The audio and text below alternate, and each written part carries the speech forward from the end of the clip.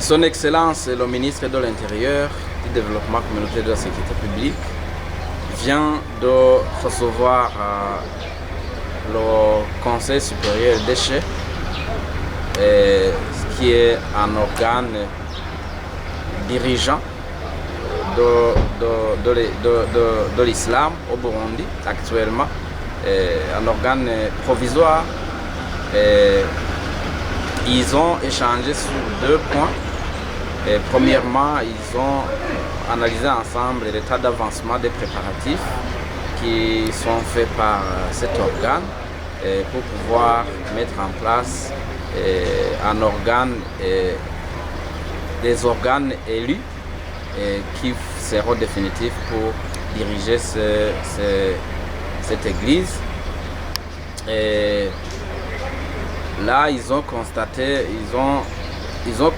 que les préparatifs sont très avancés et Son Excellence le ministre de l'Intérieur, du Développement communautaire et de la Sécurité publique leur a demandé de terminer ces préparatifs d'ici à un mois et pour qu'ils puissent passer à l'élection des nouveaux organes.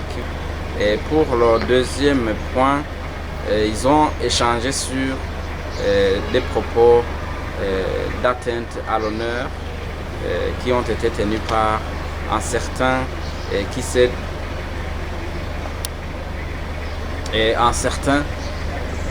Ndikoumana Rachid du mosquée de Buterere, qui en prêchant proféré des propos contenant même des menaces à l'endroit de Son Excellence le ministre de l'Intérieur, du Développement communautaire et de la Sécurité publique, par rapport au conseil que son ministre avait donné aux représentants des différentes confessions religieuses lors de la réunion tenue à Muramvya, à Bugarama, et par rapport au tapage nocturne qui était fait par certaines églises. Et Son Excellence le ministre avait insisté sur la tranquillité qui doit rester de mise pour que la population puisse se reposer, surtout pendant les heures avancées, la nuit pendant les heures avancées. Et le ministre avait souhaité que certains musulmans qui font des appels pendant les heures très avancées puissent cesser de perturber la quiétude de la population.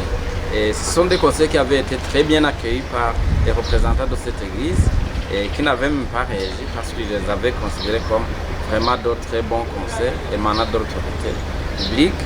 Et nous avons été tous étonnés par les propos qui ont été tenus par ce Ndikoumana là.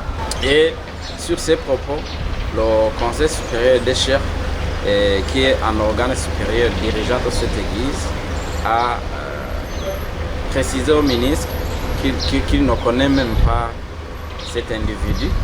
Et le conseil a bien précisé qu'il s'agit d'une personne, oui, musulmane, mais qui n'a aucune fonction dirigeante, qui n'est ni chef ni imam. Et ces imams-là qui sont chargés de prêcher la parole de Dieu. Et ils ont profité pour demander pardon au nom de l'islam au ministre. Et ils ont demandé à ce que la loi soit appliquée pour qu'il puisse répondre de ses actes et pour qu'il puisse répondre de façon individuelle de ses actes et des propos qu'il a tenus.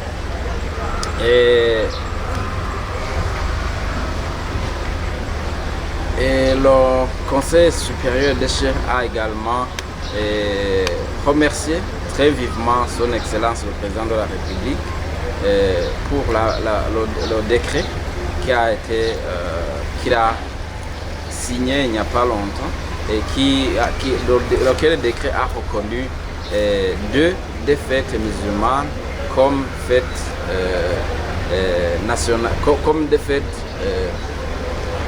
qui a reconnu deux fêtes musulmanes sur la liste des fêtes qui sont nationales, des fêtes pour lesquelles les jours de ces fêtes sont fériés, chômés et payés.